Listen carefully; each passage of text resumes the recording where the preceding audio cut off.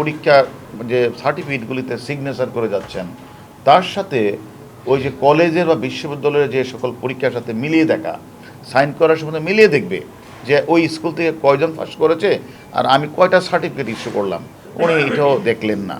তারপরে উনি এবং তার সাথে এবং এটা আমরা তাদেরকে প্রশ্নটা করেছি যে সচিব এখানে নিয়ন্ত্রক সাহেব, চেয়ারম্যান সাহেব বা সচিব সাহেবের সাথে তারা যে এই যে ঘটনাগুলি ঘটেছে, এটা কি তাদের মানে অবহেলা, এটা কি তাদের উদাসীনতা, অথবা তাদেরকে আমরা জিজ্ঞাসাবাদ করেছি এটা কি কারো দ্বারা বায়াসড হয়ে আপনারা এগুলি করেছেন, নতুবা কেন আপনারা মাসের পর মাস বছরের পর বছর এভাবে চললো, আপনারা তার বিরুদ্ধে কোনো ব্যবস্থা গ্রহণ করলেন না। উনি তখন সেই যে কথাটা বললেন এবং যে এই যে কথাটা বললেন যে আসলে এটা আমি আসলে আমার লোকবল কম ছিল। তা আপনার লোকবল কম থাকলে একটা লোক এভাবে সার্টিফিকেট সার্টিফিকেট বানাচ্ছে, সেটা আপলোড করে দিচ্ছে, মানুষ কিনে নিয়ে যাচ্ছে এবং আপনার সারা বিশ্ব কলেজ বিভিন্ন জায়গাগুলোতে রয়েছে, সকল কলেজের প্রতিষ্ঠানের লোকজনটা কিনে নিচ্ছে, আপনি জানার পুরো ব্যবস্থা গ্রহণ করেন নাই, আমি তো দায়ী। তখন সে যেটা বললেন সেই দায় এড়াইতে পারেন না। আমি বললাম এখন আমার কথা হলো সে দায় যে এড়াইতে পারেন না সেটা কি ইচ্ছাকৃত না অনিচ্ছাকৃত, এটা কি অবহেলাজনিত নতুবা এটা বায়াসজনিত। এবং তাকে যখন আমি তার কোন জিজ্ঞাসাবাদ করলাম যে আপনার ওয়াইফও তো এই ঘটনার সাথে জড়িত, তা আপনার ওয়াইফ এখান থেকে টাকা নিলেন কেন, সেটা আমি জানি না, আমার ওয়াইফ টাকা নিয়েছে।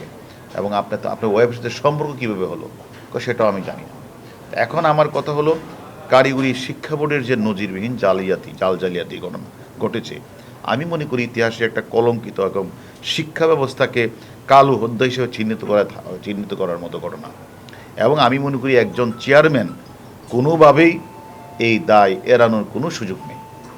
এবং এখন আমরা দেখব যেটা যে সে যে কাজটা করেছে, তিনি অরিজিনাল সার্টিফিকেট বিক্রির মাধ্যমে তিনি যে কাজটা করেছেন শিক্ষা এবং জাতির মেরুদণ্ডকে ভেঙে দিয়েছেন।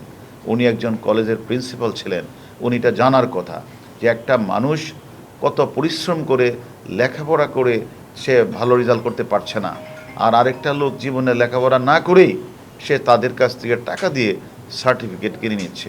সেটা আমাদের কাছে আমরা এটা একটা অনাকাঙ্ক্ষিত এবং আমরা তাদেরকে জিজ্ঞাসাবাদ করেছি।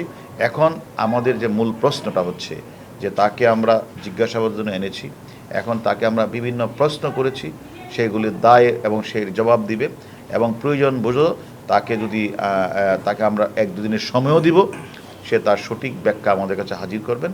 ব্যাখ্যা যদি সে সঠিক ব্যাখ্যা হাজির করতে না পারেন আর এই ঘটনার সার্টিফিকেট জালের ঘটনা তার যদি কোনো অনৈতিক কোনো ঘটনা আমরা সুনির্দিষ্ট প্রমাণ পাই, তার বিরুদ্ধে আমরা আইনগত ব্যবস্থা গ্রহণ করব।